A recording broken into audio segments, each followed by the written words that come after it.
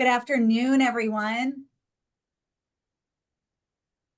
Thank you for joining us for today's webinar. It is 1 o'clock. The title of our webinar is Understanding Barriers to Kin Finding with Generations United. My name is Natalie Adams, and I am the Director of Training at the Dave Thomas Foundation for Adoption. We'll give everyone a few minutes to get settled into the webinar. And as we wait, please share in the chat where you're from and your role within the child welfare system.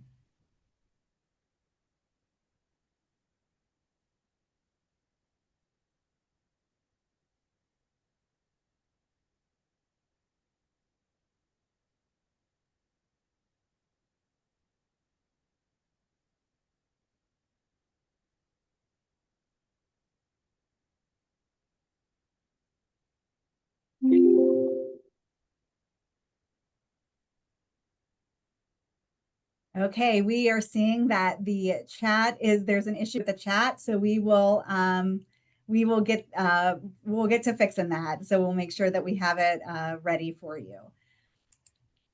But we'll just go ahead and get started. But before that, I just wanted to share a few reminders and housekeeping items for our session today. First, this webinar is being recorded so that we will share it later via email. There will be time at the end of the presentation for questions. Please use the Q&A function that you all are using currently to submit your questions. Just keep in mind that we expect more than 500 people will be joining us for our session today. So we will do our best to answer as many questions as possible, but we may not get to all of them. Lastly, post-webinar, we will be sending out a certificate of attendance to everyone who joins us for the entire webinar. And now I'm honored to introduce our two presenters from Generations United, a national organization dedicated to improving the lives of children, youth, and older people through intergenerational collaboration, public policies, and programs. First, Jaya Peterson-Lent is the Deputy Executive Director at Generations United. She oversees the organization's public policy efforts, intergenerational program initiatives, and the National Center on Grandfamilies, a leading voice for children or for families where grandparents and other relatives are raising children. She's a trusted voice on Capitol Hill on issues related to grandfamilies and intergenerational cohesion. She has testified before the U.S. Senate Special Committee on Aging and served as the co-chair of the Federal Advisory Council to support grandparents raising grandchildren. Adina Wembua is the project assistant for Generations United, responsible for assisting staff on projects of the Intergenerational Program, Policy, and National Center on Grandfamilies teams. She assists the staff in these departments through research, outreach, communication, and technical support. Prior to joining Generations United, Adina worked in the customer service and non-governmental sectors. She's a graduate of Shenandoah University with a BA in Media and Communications and a minor in Spanish. Her interest in intergenerational work stems from her close relationship with her grandparents and her passion for diversity, equity, and inclusion. Thank you, Jaya and Adina. Let's get started. Natalie, and good afternoon, everybody. Thank you so much for joining us today for this wonderful session where we will talk to you about understanding and removing barriers to kin finding. My colleague Jaya Lent and I are so excited to present to you all this afternoon, and we have a lot to get through, so I'll just jump right in. All right, so before we get into the presentation, I'd just like to provide a little bit of background information about Generations United. So Generations United is a national nonprofit, and our mission is to strengthen intergenerational connections between children, youth, and older adults for the enduring benefit of all. And we do this through communications, public policy, and programming. At Generations United, we have two different buckets for our work. We have our intergenerational programming work and our kinship and grandfamilies work. I'm not going to talk about the intergenerational programming side today because it's not very relevant to this presentation, but I will talk about the kinship and grandfamily side. So in the kinship and grandfamily side, we have two initiatives. So one of them is a National Center on Grandfamilies, which we call the Center for short. And the center is home to our Grand Voices Network, which is a national group of grandparents and other adult family members who are raising children. Our Grand Voices Network is made up of caregivers from across the country, and they help guide and inform our work here at Generations United. The Grand Voices also conduct federal advocacy on behalf of grand families and kinship families, both in their communities and on the federal level. And the center is also home to a wide array of resources pertaining to kinship and grand families. And this also includes the annual State of Grand Families and Kinship Care Report. And feel free to scan the QR code on the screen if you'd like to learn more about the work of the center, or you can visit our website at gu.org or grandfamilies.org. And our second Grand Families and Kinship initiative is our Grand Families and Kinship Support Network. It was established in 2021, and Generations United, in cooperation with the United States Administration for Community Living, operated and opened the first federally funded technical assistance center for kinship or grand families. And the purpose of the Grand Families and Kinship Support Network is to provide technical assistance to a wide array of state, federal, tribal, and government agencies and organizations that serve kinship families. And if you want to learn more about the work of the network, you can visit www.gksnetwork.org. All right, I've talked a little bit about grand families and kinship families, but what does that mean? So at Generations United, we use the terms grand families and kinship families interchangeably, but they are families in which a grandparent, other adult family member, or close family friend is raising children without a parent in the home. And this can be due to many reasons. Some of them include parental substance abuse disorder, incarceration, military deployment, disability, deportation, teenage pregnancy, or sometimes even death. And when we look at the numbers, when it comes to kinship and grand families, about 2.5 million children in the United States are being raised by their grandparents, other adult family relatives, or close family friends. And for every one child being raised by kin in foster care, there are 18 children being raised by kin outside of foster care. And this is important because those families that are outside of the system don't always receive the same supports as families within the system. And we see this show up a lot when it comes to financial supports, specifically things to do with TANF. And the research shows that children thrive in kinship and grand families. Children who are able to stay with kin experience greater stability. They're able to stay connected with their siblings. They have better behavioral health outcomes. They are able to achieve permanency. They experience better safety. They have better mental health outcomes. They can remain connected to their cultural identity, and they also have a greater sense of belonging. Thanks, Adina. Terrific. Adina, could you just flip back to that last slide for 1 minute before we... Yeah. Thank you. So Adina has talked through some of the, well, first of all, it's great to be with you all. I really value the work of Wendy's Wonderful Kids and the Dave Thomas Foundation for Adoption. So thank you for the good work that you do to find families for children and promote permanency for them.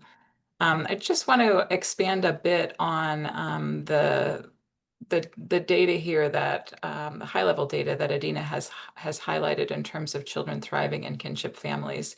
When we talk about the benefits of kin for children, I think there are two ways to look at it and elevate its importance.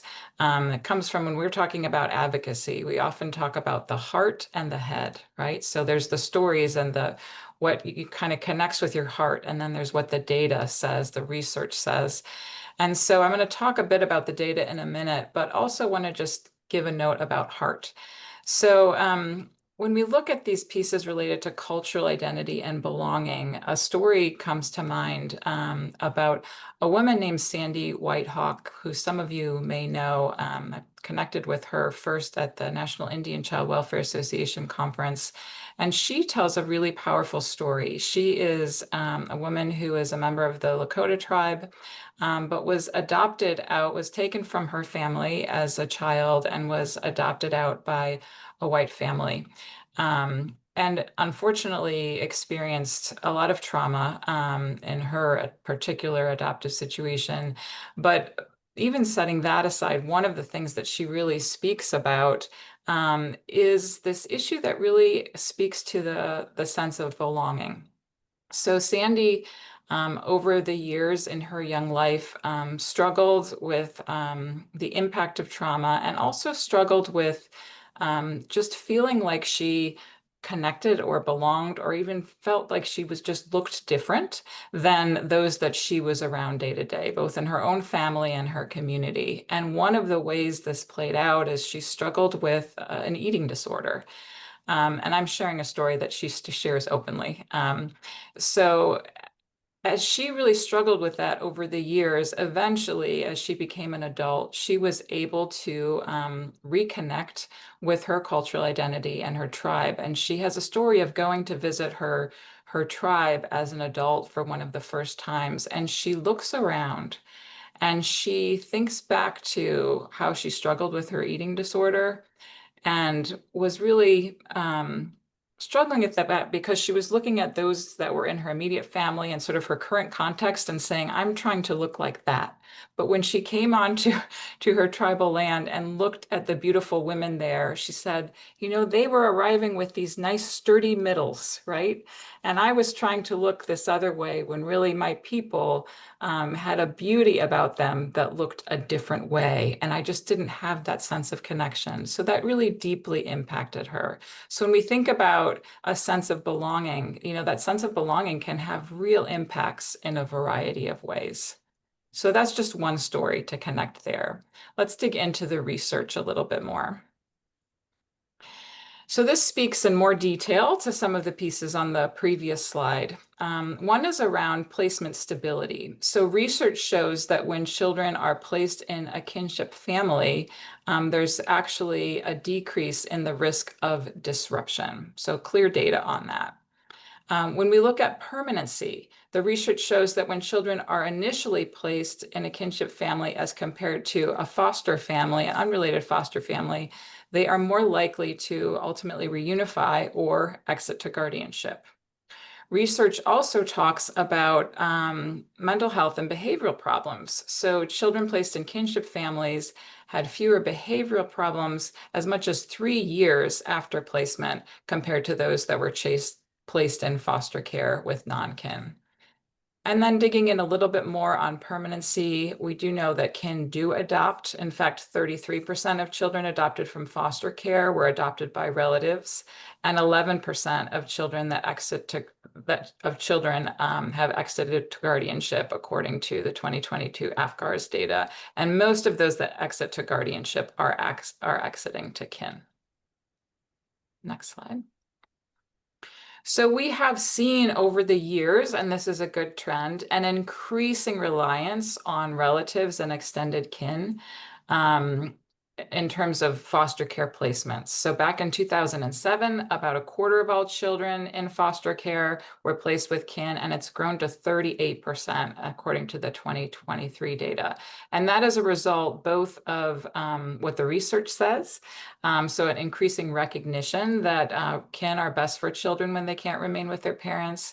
But it's also a result of policy. There are nudges and language and policy that is actually requiring more work to identify kin early and prioritize relatives for children whenever we can. So again, going back to the heart, our work is driven by a network of caregivers. Adina referenced the Grand Voices Network. And they tell us what to do, what to advocate for, and really guide our work both in promoting positive practice and also in advocacy. And one of the things they always have said to us is we need to be highlighting, you know, positive outcomes for children and kin. And that comes in the form of role models and concrete people that our young people and kinship families can look to and say, wow, I could be that. And so one example here is Jamie Foxx, who has spoken openly about being raised by his grandparents. And he says, any emotional gaps, spiritual gaps, my grandparents filled them. So I didn't skip a beat. I was never short on the love of a father or a mother, though it came from an earlier generation of family. So that's one example, and we really have worked over the years to highlight others. So we'll move to the next slide and see that there's just a range of folks out there. Everyone from our Olympic champion Simone Biles, television personality and leader Oprah Winfrey. The Fonz was raised by his relatives.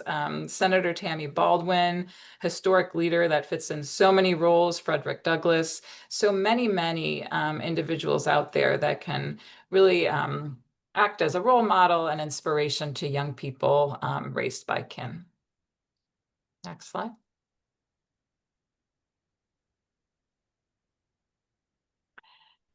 And again, this is a quote from one of our grand voices who struggled for years as her grandchildren ended up in foster care and were actually scattered across various states in different placements. So she worked for years to find them and connect them and bring them home.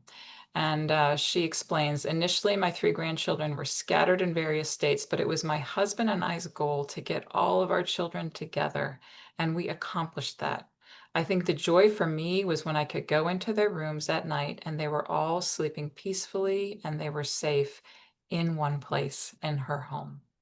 So always love to elevate the voices of our grand voices and caregivers that have really made a difference in young people's lives when the connection is made with them. Next slide. So we are here to talk specifically about barriers to finding kin. Now that we've talked through again why kin placements are so important and why it is important to prioritize relatives for children when they can't remain with parents. So we're going to talk through some tips for overcoming barriers.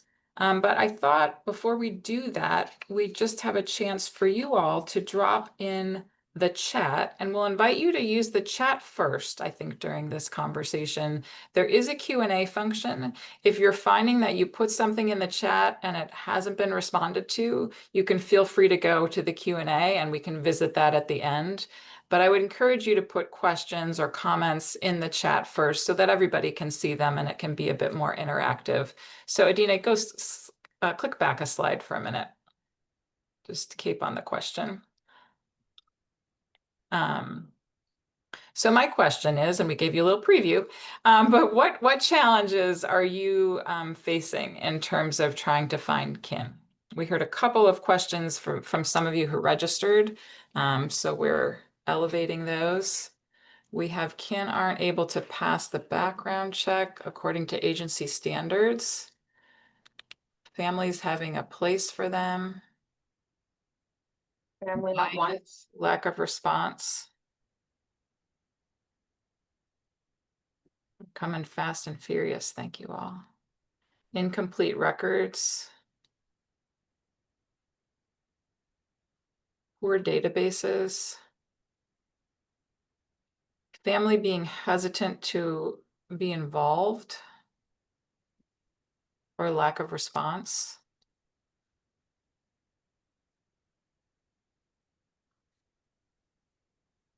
Limited living space. Okay, so some of this is like I'm finding the family, but they're not meeting the licensing standards. Some not wanting to. Biological parents not having family. Finances. Okay. Really helpful. Not being supported.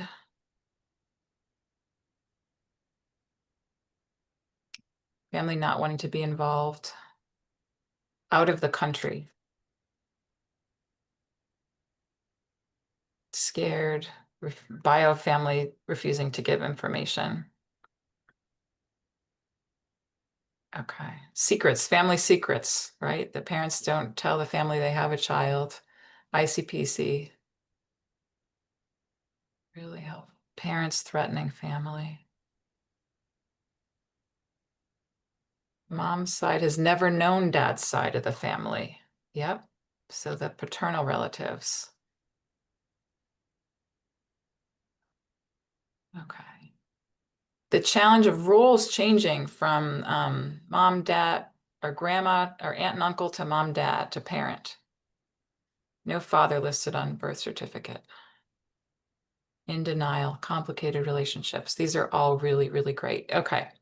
Thank you. Well, I've noted some of these. I think we're going to hit on a lot of these as we move through the conversation.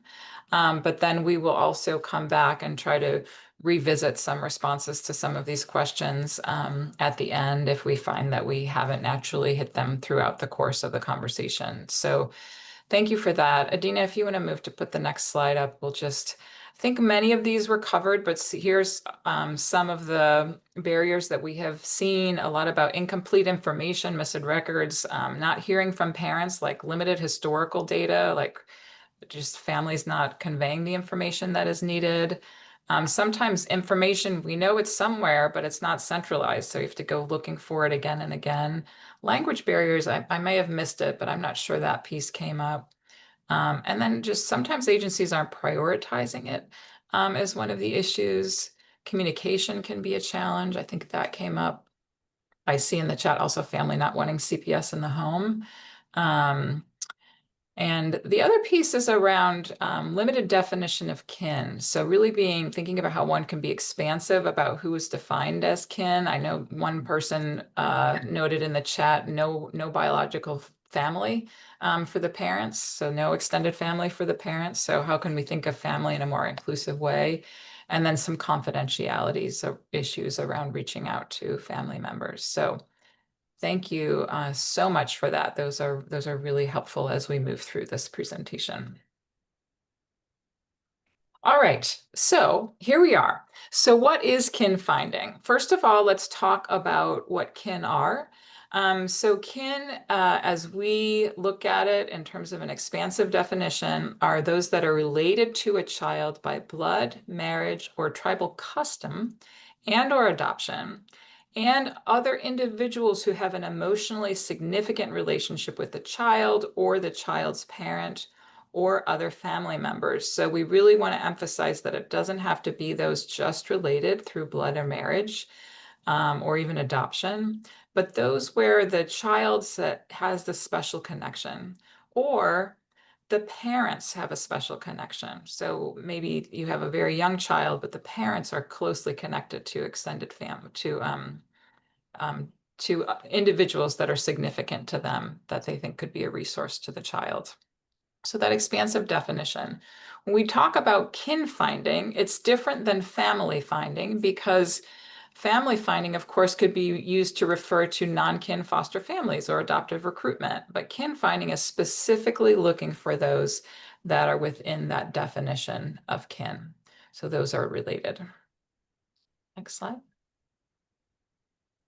What we are going to be talking to you about today comes from the Kin Finding Toolkit, which is a fantastic resource. We are really only going to kind of skim the surface of it today. So we're going to be talking through the key tips. I believe there's 22 of them, key tips. But in addition to what we share with you, each of the tips comes with a set of real world tools, sample policy and policy language that could be used at your agency, and forms. So there's a bunch of concrete tools in that toolkit that you can just lift, and there's a QR code for you to get directly to that kin finding toolkit as well as the website.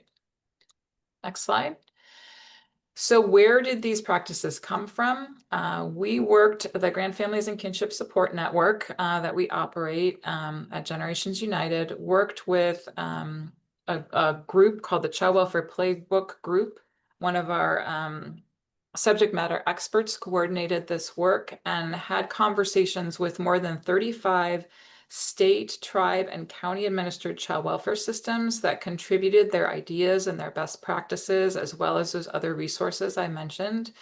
And then we also got inspiration from private agencies and nonprofits And I will say, as part of our Grand Voices work, we always communicate with caregivers as well. Caregivers have input and overall guidance to our Grand Families and Kinship Support Network. So we have, as I mentioned, there's 22 tips.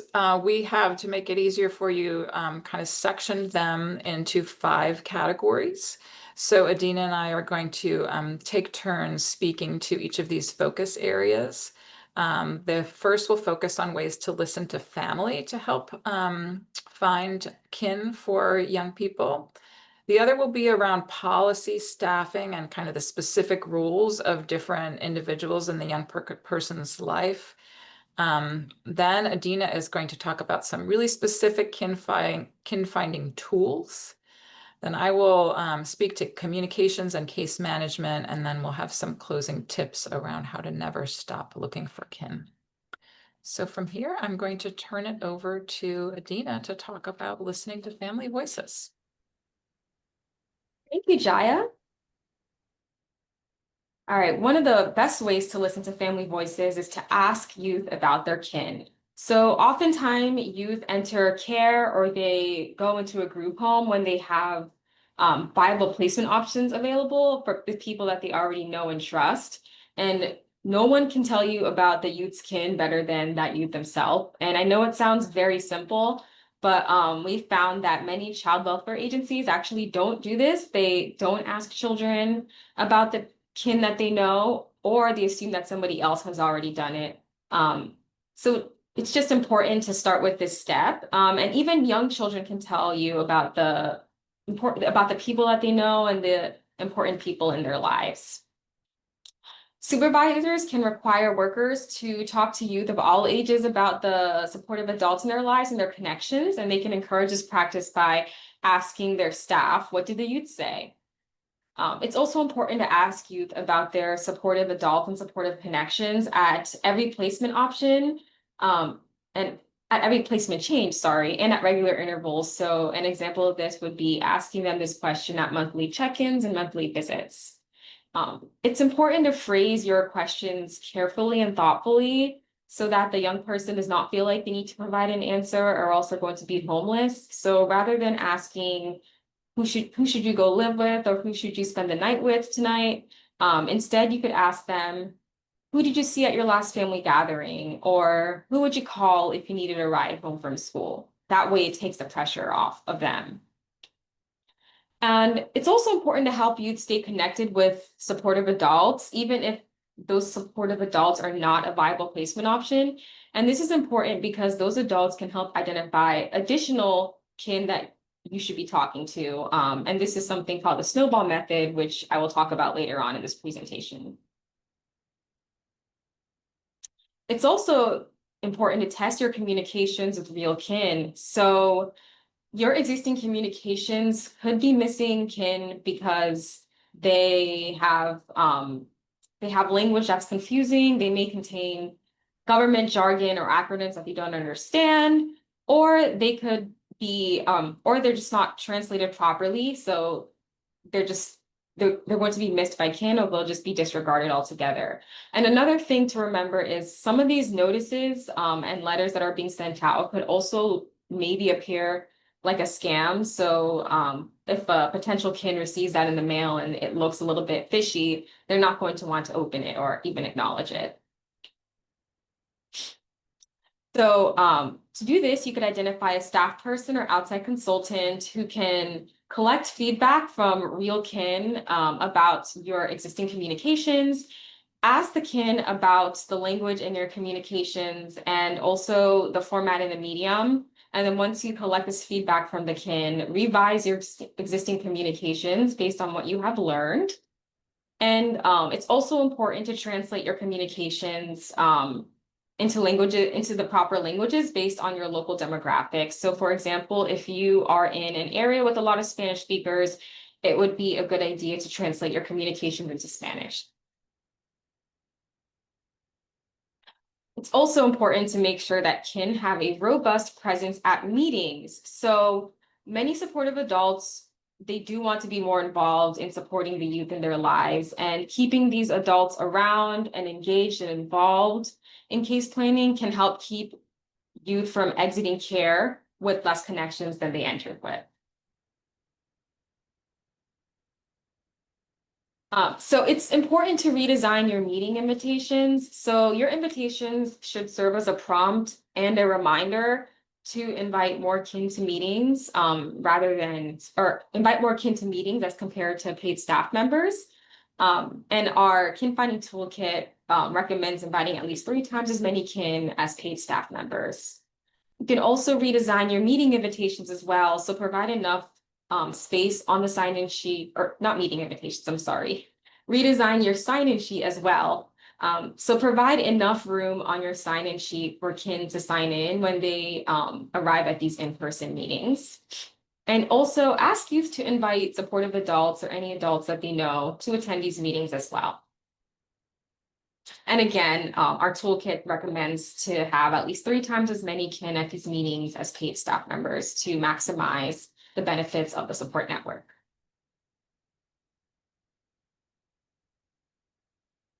All right, I'm going to turn it over to Jaya, who will talk about policy, staffing, and roles. Thanks, Dina. So we'll move to our first tip in this area, and that is using an expansive legal definition of kin. So at the beginning, we laid out a sample expansive definition. And when you use a more inclusive definition, of course, that opens up the door for more placement options and more adults to qualify for emergency placements, but it also opens up the door to be thinking about who else could be part of that young person's support system. So even if you identify somebody who is unable to be a placement option, they may be able to support that young person in another way. So what steps to take on making this a reality? So I'm laying out a suggested definition here. That is one that your agency could consider, or legislature, depending on what you're doing with it. And we recommend actually adopting this definition verbatim. There's a lot of thought and input and feedback into this definition. So if you can adjust your definition to this, we encourage you to do it in multiple places. So we want it to encompass both for the purposes of who qualifies for emergency placement, but also for licensing waivers. I saw a lot of barriers listed in the chat that were really related to whether or not kin could be licensed. So I think there was like square footage, size of home, some issues like that are really licensing barrier issues. So be thinking about what needs to be happening in the licensing space in addition to the, initial emergency placement space. And there are these new opportunities with kin-specific licensing that came out just recently within the last year, that gives us opportunity for local agents or for local jurisdictions to do kin-specific licensing, different licensing for kin versus non-kin.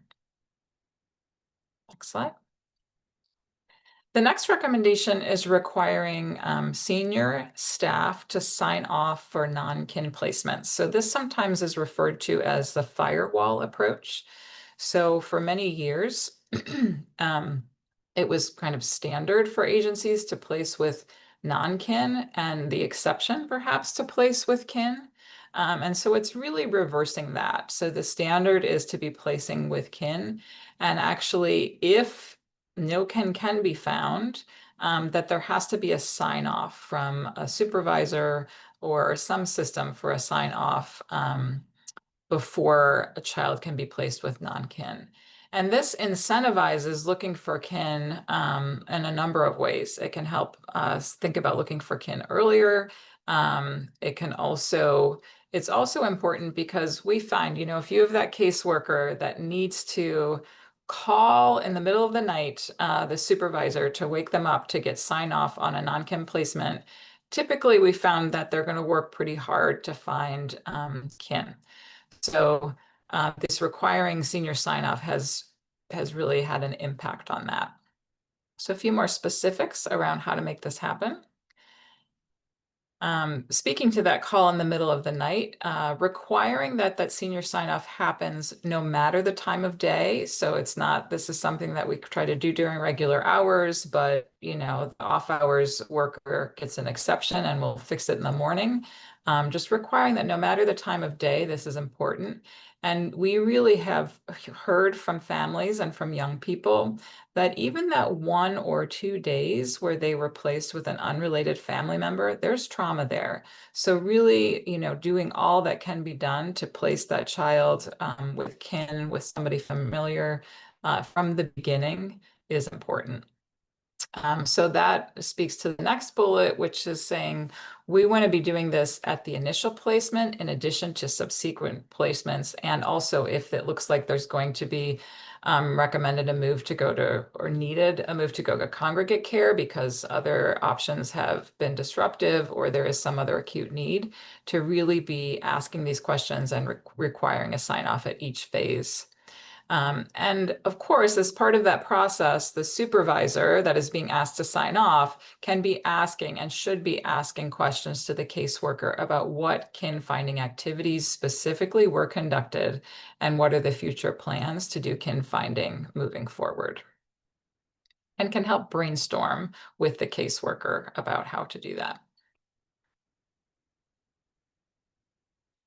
Next is around dedicating a kin finding responsibility within the agency. So this goes to that old adage that when it's everybody's job, it's nobody's job. So we know that every team member should be and can play an important role in identifying and reaching out to and maintaining kin connections. But in addition to that, it needs to be somebody's formal responsibility, the person that is checking in on this and making sure that all the team members are, have this in their really complex list of things that they need to do, that this is one of their priorities. So who that person is may vary, though, depending on your agency. So let's dig in a little deeper there. So how do you determine the right place for the kin finding responsibility? So if it's a small team, this may work well for the child's caseworker to also be responsible for kin finding. So if you have a small team, maybe that's the way to go. But another agency may have a larger team and could have a specific team dedicated to the kin finding role.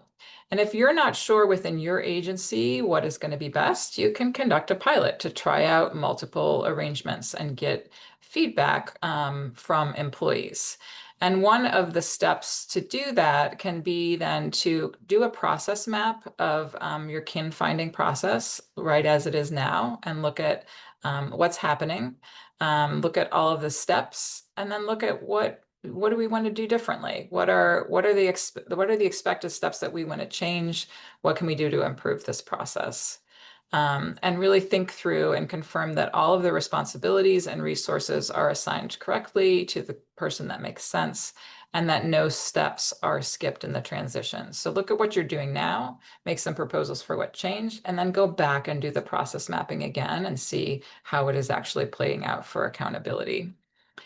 And then also to empower the team members who are ultimately responsible for kin finding with the ability to make changes, not just in the immediate area that they're responsible for, but in the full range of areas in the agency that can support kin finding. So we find sometimes, so say that you're working to find extended family members for a child that has been in foster care for a period of time, right? So you may have some tools at your disposal for doing this, but you also have some thoughts about what could have happened in the beginning based on what you know about the child now that would have been really helpful. So really empowering team members to not only give input on what the work that they're doing now, but to make recommendations for improvements in other parts of the agency for how to improve the whole process of kin finding overall.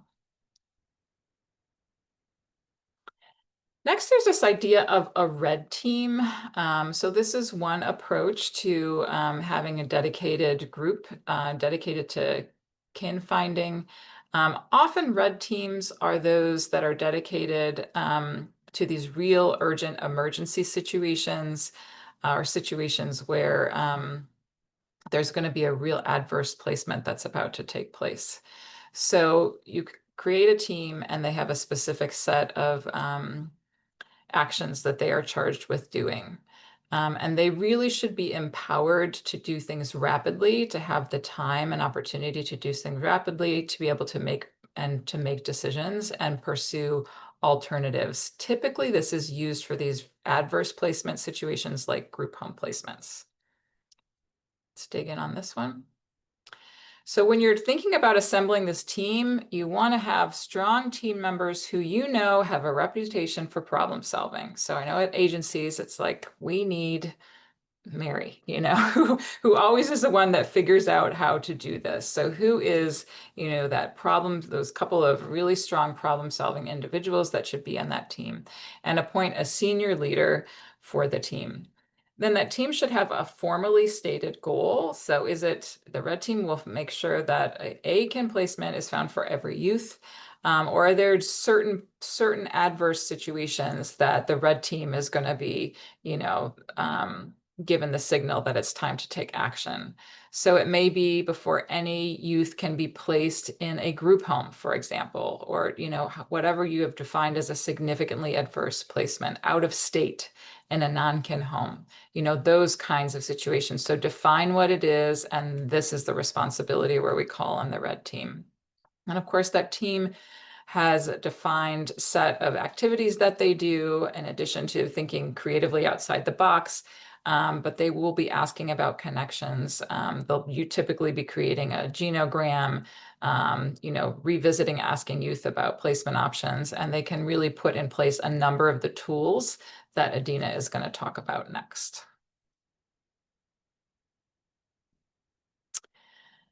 All right, another place for good policy is working with the court system. So the court systems can be a really powerful place to have check-ins to ensure that kin finding activities are happening, that they're ongoing, and that they're being done thoroughly. And another piece that I saw came up in the chat when we asked the questions initially is that courts can actually help with some of the paternity side of things. So they can help with flexibility around establishing a paternity clock and then or establishing paternity, and that can unlock access to even more to paternal connections that might not be able to be accessed in a kind of a shorter turnaround. Next slide. So how to do this, forms that are used in bringing a case to the court. Sometimes forms we have seen have a checkbox that says, did you look for kin, right? And so checking a box is very different than saying, we require a narrative that includes the following things for you to speak to what steps were taken to look for kin.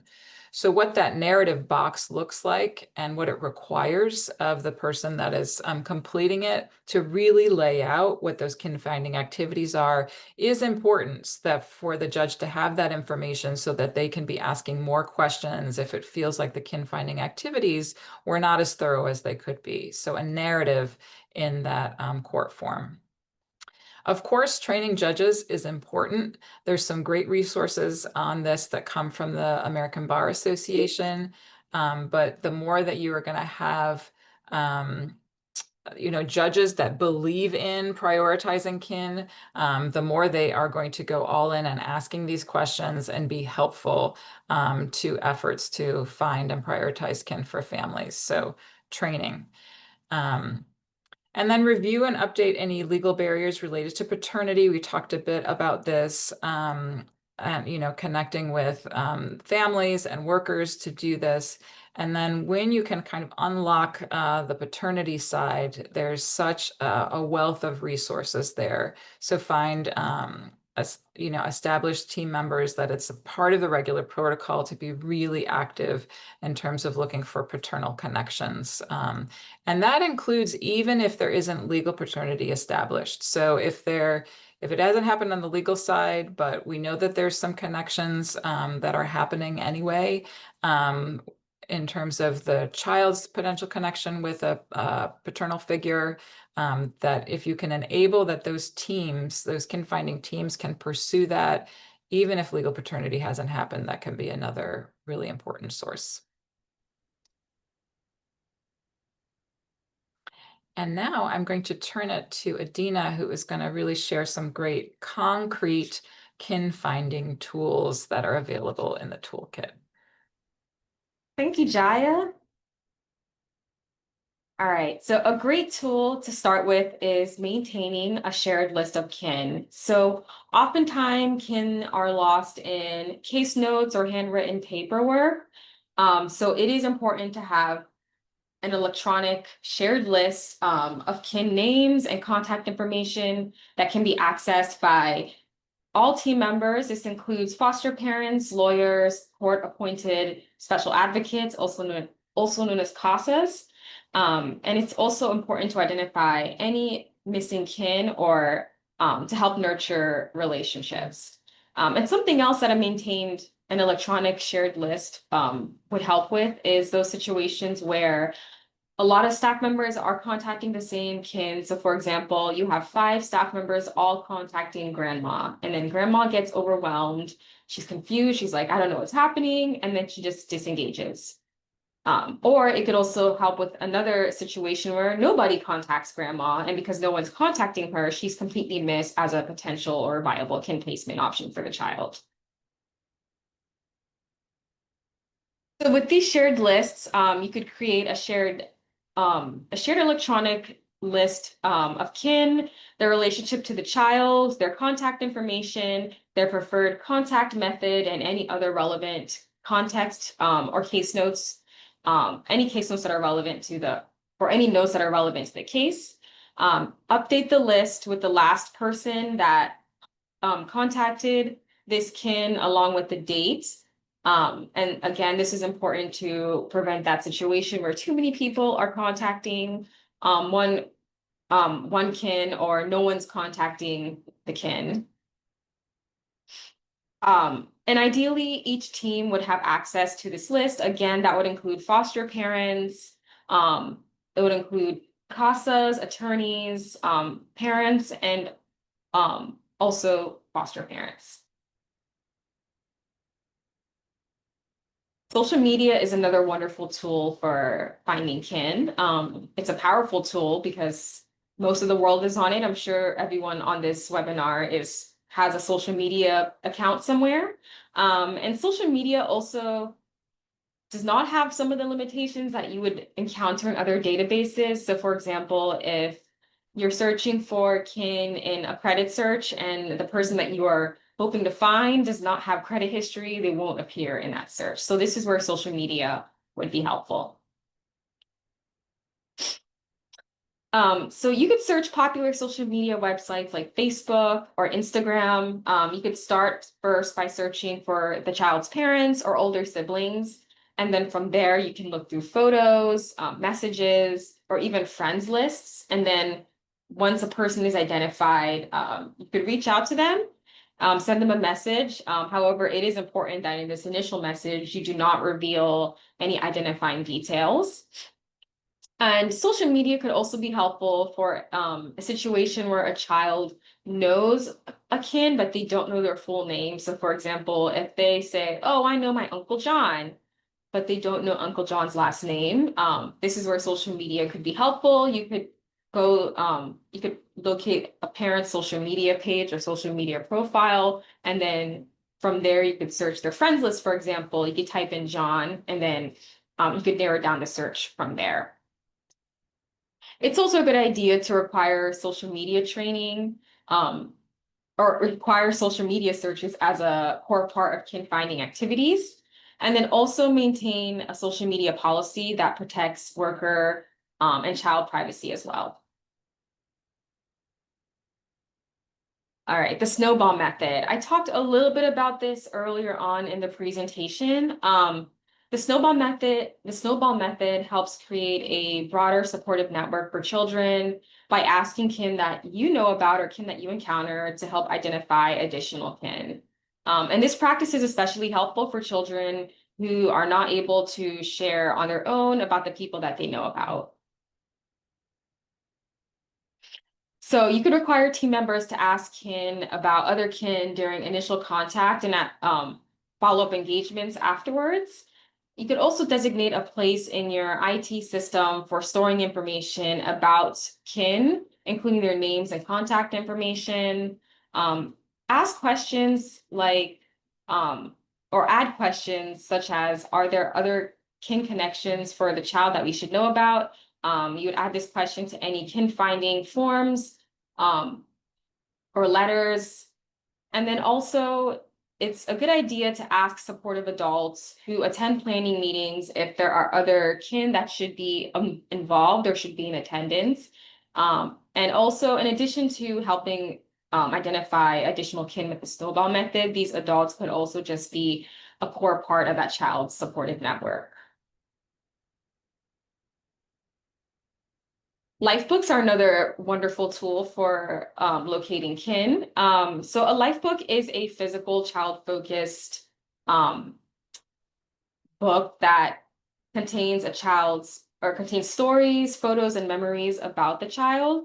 And it also captures the child's milestones and relationships. And this book ideally should be following them throughout their time in care. And life books are helpful because they can help surface and maintain kin connections. So when it comes to life books, make completing the life book a formal foster parent responsibility, and also make sure that you are checking up on the contents of the book during regular check-ins, such as in those monthly visits.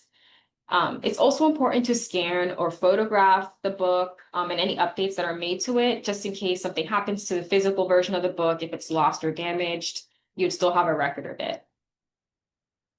It's also a good idea to make copies of the book as well for kin at regular intervals. And as in addition, make sure that the child's life book follows them throughout their time in care and include it in any move checklists as well as in any permanency checklists. Genograms are another useful kin finding tool, and they help keep track of a youth's connections because sometimes it can get very complicated, especially if the youth has a lot of people that they know in their life. It can be a challenge to keep track of who you've already reached out to, who you haven't, who you know, who you don't. So a genogram can be a helpful visual aid. And organizing existing contacts using the genogram can help you see key relationships easily and can also help with identifying possible additions.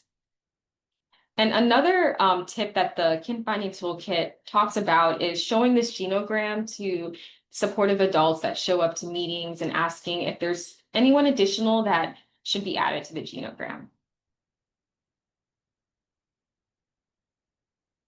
Maps are another great way to identify a youth's important relationships.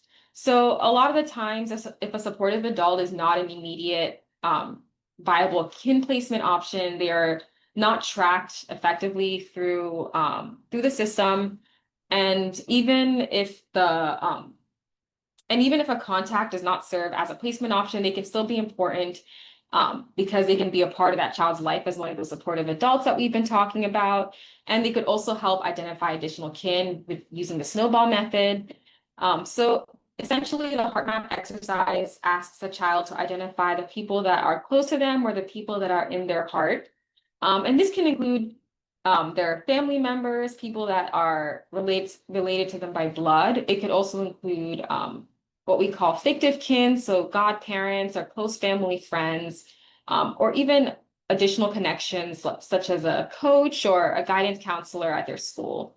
And it's also not limited to human connections. It can also be pets, for example. So if a child has a very, if a child really likes spending time with their grandmother's dog, and they have a good relationship with their grandmother's dog, then that dog could be a part of their heart map. DNA is one of the tools that would be used in an extreme situation where a child is enters care with very little kin placement options or none at all. And it's important to prepare a youth and consider the youth's privacy and wishes if proceeding with DNA testing. So when it comes to DNA testing, it's important to develop a policy about how and when it's used. So again, you may want to limit using DNA testing to those situations where youth does not have any viable kin placement options. So if they have them, but there's not that many. So it's very little to no viable kin placement options. You could also limit it to older youth who can consent to participating, or to youth whose family of origin can consent to its use. Another important thing to remember when it comes to DNA testing is to couple counseling with the results. So a DNA test could reveal unknown, unexpected, or even shocking results for the child. So strong supports should be in place to help them process the results and what they learned from them. You could also use what we call extreme family finding. So the child welfare system, it has limited resources when it comes to kin finding, or sometimes kin may be unwilling to talk to child welfare staff or government officials. I know we saw a few people post that in the chat about some of the barriers that they have encountered. So extreme family finding would place a private investigator on the case to help identify family members, and also to help fill out a child's family tree, or what we would call an extensive genogram. And children who are selected for extreme family finding can enter with very few or no connections at all. So they would be in a similar situation to those children who would be considered for DNA testing. So when it comes to extreme family finding, you could build extensive genograms. So these genograms are they're a lot bigger than the typical genogram. So the goal of these is to fill in at least 125 connections for the child. You could also hire a private investigator to find and talk to family connections for foster youth with very few or no known connections at all. And it's also important to preserve the connections that you do know about as soon as a child enters care. You can do this using heart maps, but also make plans to keep that child connected with the supportive adult. All right, I'm going to turn it back to Jaya, who will talk about communications and case management. Thanks, Adina. So we're going to start with the variety of contact methods, which Adina touched on earlier, but dig in a little bit more here. I just want you to think for a minute about if you prefer to be contacted the same way as your mom or dad, or your grandmother or grandfather, or as your child. So just think about that for a minute. And the answer may be yes, but often the answer is that there's different preferences. And so as we think about different people of different ages, situated in different places in the world, people have different ways that they want to be communicated with. So it's important to just be aware of what personal preferences are for families. And often I know for me, sometimes I need to be reached out to in more than one way to get my attention to do the thing that needs to be done. So if you're using only one method to reach kin, you probably are not reaching everybody that you need, especially if that one method is mailing physical letters. Let's dig in a little bit more here. So how do you know? So conduct research with kin to learn about what their contact preferences are. So that can be a question that you ask at that initial engagement. That is a pretty non-threatening question and one that's important to note. And then collect those preferences and write them down for everyone to see. So that shared contact list, again, can be a real useful tool here. So you have that list of kin, and then you have what is their contact information and how do they like to be contacted? What is their best way that they are most likely to respond? And then to enable, this goes a little bit back to policy, but to have policies that allow employees to use email, text messaging, social media messaging, telephone calls, or even make in-person visits, but be thinking about policies. And if there are barriers in policies that prevent key communication, what creative thing can be done to address those barriers? And there may be a rule that a physical letter needs to be sent, and that's fine. But that should not be the only communication method. And I think, as Adina alluded to earlier, if there's just a letter in the mail, we have often found that they are thrown away, or people think they're scams, or they're just uneasy about it. And so there needs to be multiple ways to communicate. I did see one note in the chat around use of social media and restrictions around that at the agency. And then I think the suggestion was that they, though, contract out with an agency that can use social media to do some of that family finding work. So I just wanted to elevate that one suggestion in the chat. If you have restrictions at your agency, that can be one way to overcome it. Or you can be digging in and thinking about pushing for some changes in the policy at the agency to, enable you to do some of this really important work. Next slide. Involving kin prior to removal. So this goes back to looking at different ways that we can engage kin, even if they aren't placement options, and doing it earlier. So a lot of time family members may interact with the child welfare agency before the child is actually removed. So there may be a caseworker that's involved, or there may be some way that they're already connected. So be aware of that and be thinking about how to build relationships that may be helpful as a resource to the child down the line if an emergency happens where a placement is required.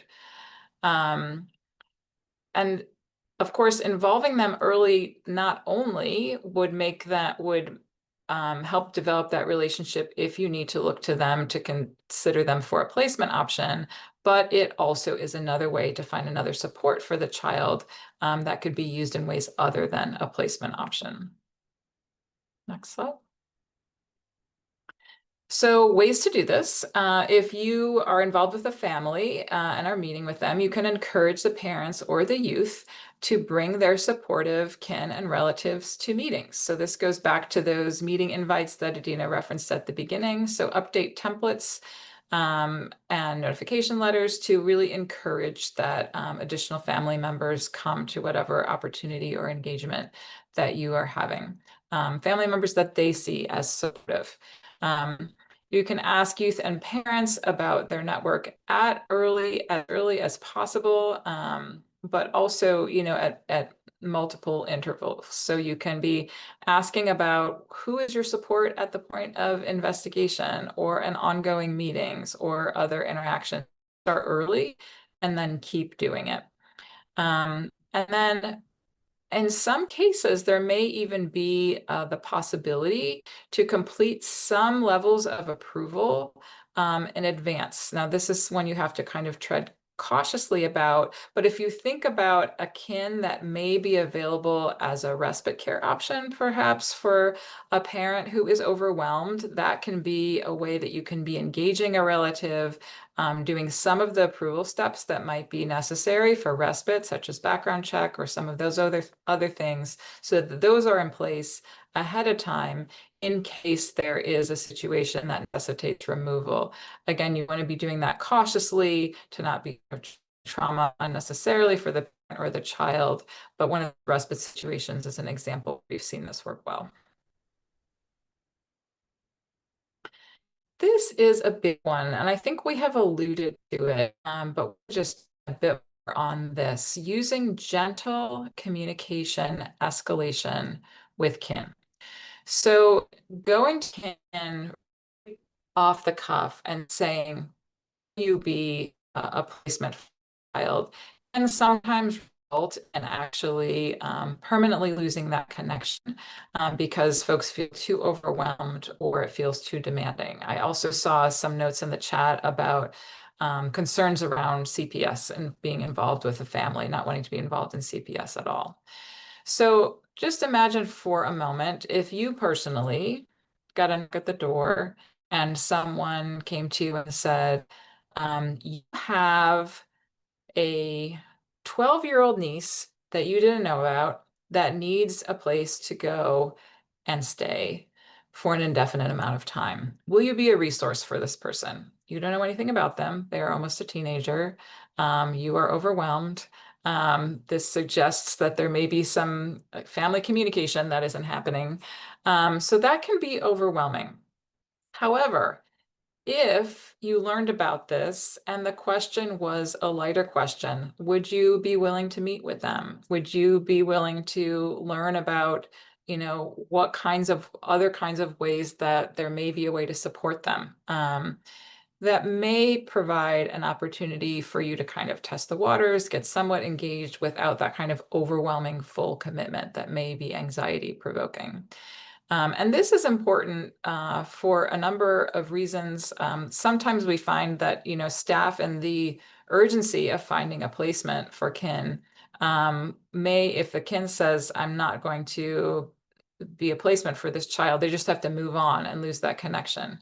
But if this is built into the way of operating, that you are using these kind of gentle escalation questions as ways to identify other ways that kin can be supportive to young people, they can actually put together a really nice support system for kin that has potential to be a placement in the long run, even if those relatives aren't ready yet. And this really also can help prevent losing important connections. Next slide. So how do we do this? So it can be helpful, and there are some questions in the toolkit, to develop a list of guiding questions for staff to use in those initial conversations. So again, staff can start with smaller asks. This is especially important if kin is learning about a family member for a first time. So if they didn't even know this family member existed, this is really helpful to be thinking about this gentle escalation of commitment. So the first question might be something as simple as, do you have a photo of, well, if they're just learning about the child, this wouldn't work. But do you have a photo of a family member, like your grandmother, that you could share with the child? Do you have a family photo that you could share that might be of interest to this young person, just to have them have a better sense of a connection to their family? We also, I think we've spoken to this, but again, the question is not just about placement. Your purpose in these conversations is to develop a support. So whether it is to help teach a child about some other things about their family, share information and photos, be a transportation to a school event, be available by phone after school to a child for regular check-ins. All of those things are really important in terms of supports to the child. And once that connection is made, that escalation can go from there. And so really laying out what are those other ways that can support youth is important. Next slide.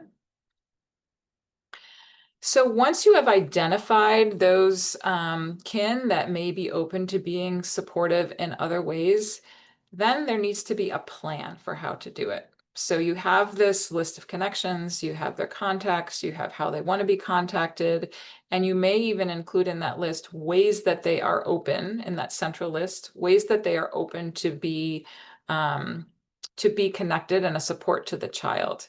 So then how do we make it happen? Right? We know that unfortunately, most youth enter foster care with more connections than they leave with. So being very intentional about putting in place systems that can help us retain connections that they have and potentially build additional connections that they don't have is really important.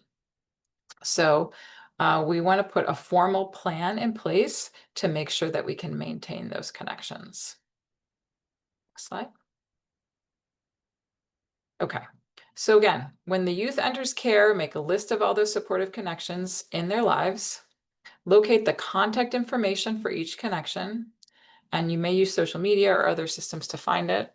Put that in that central place, and then make the formal plan for how to stay connected. So Adina made reference to, when she was talking about the heart map, made reference to it could be that a really important connection for the child is the grandma's dog, right? So if that is listed and that connection is important, there's some logistics around making sure that this child has an opportunity to visit with grandma's dog. So make a note about what those logistics are and how to make it happen. Or if there is, an aunt that can't be a full-time placement resource, but, is happy to take the child to swimming lessons, every week. What are the logistics that are required to make that happen in terms of the car and approvals and all of those pieces? Really making a note of it is going to help get over the hump so that it happens. And when you get over the hump for it to happen, that really helps those relationships form. And who knows, maybe ultimately after taking the child to swimming lessons on a weekly basis, there's more comfort in the relationship and inches towards the possibility of being a placement resource for the child. And finally, our last tip is never stop looking for kin. So we know that the beginning, when you're first looking for kin, can be a really emotional time for children and families, and they may sometimes be too stressed to share really a complete list of connections. There may be trust issues. There may be other concerns that prevent that from happening. So if you think about different timing and different questions, that can really help to uncover more connections. And also, sometimes when kids are in foster care for a while, they may develop new relationships with new people who can provide additional vital support.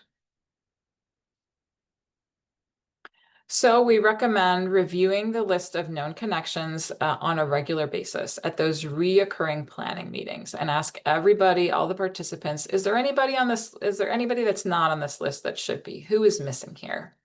And you should be really thinking about what are those milestone times for doing this repeat kin finding activity. So is it at the court hearing? Is it at plan meetings? What you could choose just a time in the calendar. What are those normal milestone activities that happen that you can build in this question for all that are participating to be revisiting the question about what kin are available? And then just try different approaches, different questions for asking and learning about connections. And here's just a couple of questions that one could consider if they haven't already been asked, when you're talking to the young person. Who picks you up from school? Who would you call if you got locked out of your home? Who did you see at your last family gathering? Or who do you miss? Who do you think about? And who do you miss on a regular basis? Next question. All right, so we have gone through our 20 plus tips. I want to just elevate for you that in addition to the slides we have here, there is a complimentary resource about the toolkit, a webinar, and a slide deck that comes from one of our subject matter experts at the Grand Families and Kinship Support Network, Marina Nitsi, who really worked with all of these agencies and leaders to put this list together. So you can get to her webinar and PowerPoint at this QR code, and she's just a great resource as well. And I'm going to turn it back to Adina to close us with our last few resources, and then I think we have another 15 minutes to respond to questions. Yes. So before we jump into Q&A, I just wanted to share with you all our adoption and guardianship comparison charts. So these are resources that we created with support from the Dave Thomas Foundation for Adoption. And the purpose of these resources is to help families and also people who work in child welfare help families make a decision when it comes to creating permanent families when their children are exiting from foster care, about whether they want to pursue adoption or pursue guardianship. And these charts, they look at those two permanency options and they compare them in many different areas. So we have a national chart, which looks at the differences between adoption and guardianship on the national level. And we also have our individual state charts as well. They examine the differences between those two permanency options in all 50 states and in the District of Columbia. And these charts, they look at state-specific information about the differences between rights and responsibilities, financial and legal assistance, public benefits, health insurance, federal and state tax credits, caregiver succession, planning and death, benefits for children, and college independent living. So you can access these charts by scanning the QR code on your screen or by visiting this URL.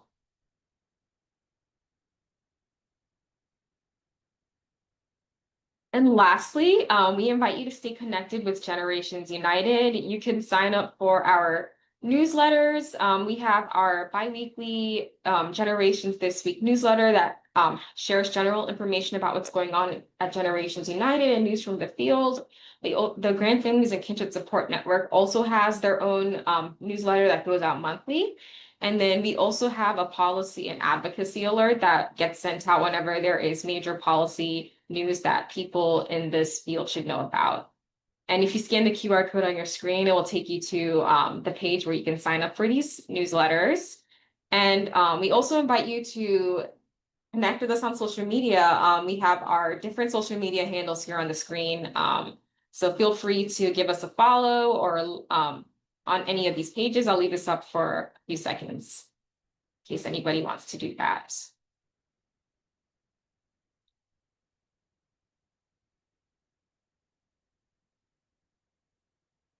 So now we are going to jump into a question and answer session.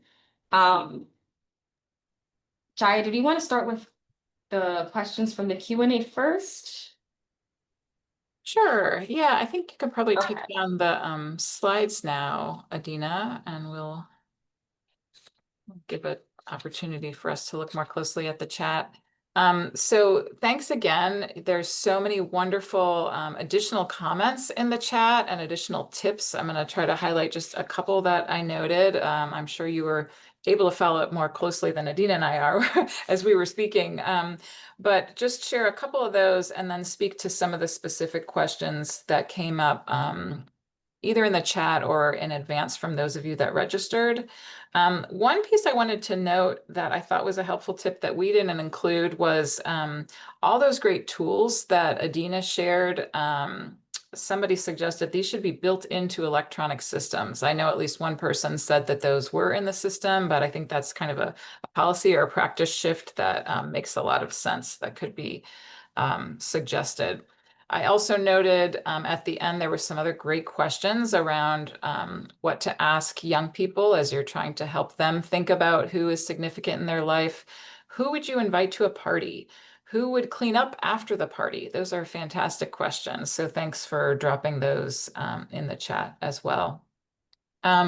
So a couple of the questions that came up that I see are also alluded to in the chat. One of them is around what financial aid and other resources are available to kin placements, and that lack of funds is often an issue for kin families. So I'm not sure if that was a question for those kin that are licensed kin and foster care, or those that maybe are not fully licensed and not getting advantage of the full financial assistance, but I'll try to speak to both of those pieces.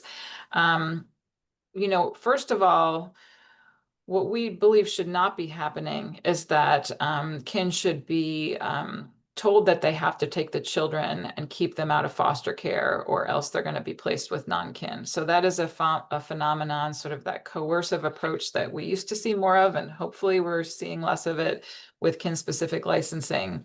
But we know that when kin can be licensed as kinship foster parents, that gives them typically the access to the full financial assistance that a non-related kin would have. So we really encourage that, and that can be done more effectively if you have kin-specific licensing to address some of those barriers to licensing that we have seen prevent kin from being licensed foster parents. There are other webinars on that topic. If you go to our network site that has been highlighted and look up kin-specific licensing, there's a whole range of resources there. In addition to that, there are other resources for kin, whether they are inside or outside of foster care. I'll drop in the chat in a bit. There's kinship navigator programs, and we have a resource that shows kinship navigator programs around the country. A source of support that people don't always think about is if you have older kin, in particular, area agencies on aging, a number of them will have resources that help grandparents and other older relatives that are raising children. And you can go to Elder Care Locator resources for that. Type in Elder Care Locator in your web browser, and that will come up. We also have a list of fact sheets that talk about other types of kin support programs. So they may be peer-led support groups, or sometimes more comprehensive kin support programs locally are great resources. And then, of course, things like the Care Portal, which I'm sure you're familiar with, and iFoster can be useful support opportunities for kin in addition to non-relative foster parents. So I will drop a couple of those ideas in the chat. Another question that came up is around how to navigate when parents and caregivers refuse to provide names and information or refuse to discuss with the CPS. And I saw that come up in the chat a couple of times. This is a challenging one. I think a lot of this has to do with relationship building, which I know is challenging when you're in an emergency situation where a child has to be removed from the parents. But spending some time talking about the benefits of kin connections with children is helpful. Sharing some stories of success. In addition to that, exploring potential options for kin beyond where there's the most conflict. So often we see that the parent is not willing to share contact for some key obvious kin connections, like maybe there's tension with sister or there may be tension with grandma, but just keep asking questions to explore where is there a potential kin connection, or perhaps there is less conflict that leads them to put up those kinds of barriers. So I would just start with those two and encourage you to look at the kin finding toolkit for some additional suggestions. Another question that came up is, how do you navigate when multiple family resources come forward at the same time? And often agencies are limited to only exploring one family resource at a time. One thing I would say is if your agency is only saying you can explore only one family resource, there's a policy issue there that would be important to elevate and share some of the learning from today's webinar. We encourage, of course, conversations with the child about where they are most comfortable. And there are, we continue to look for tools out there. I don't know that we have one specifically on this in our toolkit. But even if you can't do a thorough investigation of more than one potential resource, just to have some initial conversations with multiple potential family members can help you then narrow it down to where you can do the full search. So those are just a couple of tips. I don't know, Adina, if you have seen others in other questions in the chat that we can consider. I'm going to drop some of these resources that I mentioned earlier in terms of financial resources for kin. Let's see here. Let me see the Q&A. There we go. All right, if you had a burning question that did not get answered, let me see here. I'm looking at the Q&A now. Some of the links in the toolkit aren't working. Is there a document we could share on the heart map? Okay, we will mention that to our team, that the links aren't working in the toolkit, and try to get that updated. Let's see. Lots of affirmation and thank you. Let's see here. What should happen when a kin or fictive kin is less beneficial placement than a non-relative placement? It seems that the kinship bias can be detrimental to a child. Yeah, so this is a question around, let's see, around kin bias. So kin bias is an issue. And so we really encourage training around the benefits of kin for staff. We've been doing a series of kin values training in Maryland most recently, and have some tools there that we're happy to share. You can reach out to Adina and I directly about training if that's of interest to you. All right. Well, I think I see a question. Can we please have these resources compiled in an email to everyone who's registered? So that sounds like a question that I will turn over to our friends at Dave Thomas Foundation, as I see we're about 5 minutes out. Thank you so much for your good questions and participation. Really appreciate the good work you're doing. I learned new tips in the chat from you all, so thank you for those. We are noting them to include in future presentations. Really appreciate spending time with you today. Well, with that, our time is up, but I wanted to thank, once again, thank Jaya and Adina for sharing these powerful insights on how to overcome barriers for engaging kin. I also want to thank everyone on the call for participating in today's webinar. We hope it was valuable to support your life-changing work. Look for an email in the coming days with the link to the webinar recording. Certificates of attendance will also be in your inbox in a few weeks. Thanks again for joining us today. Goodbye. Thank you.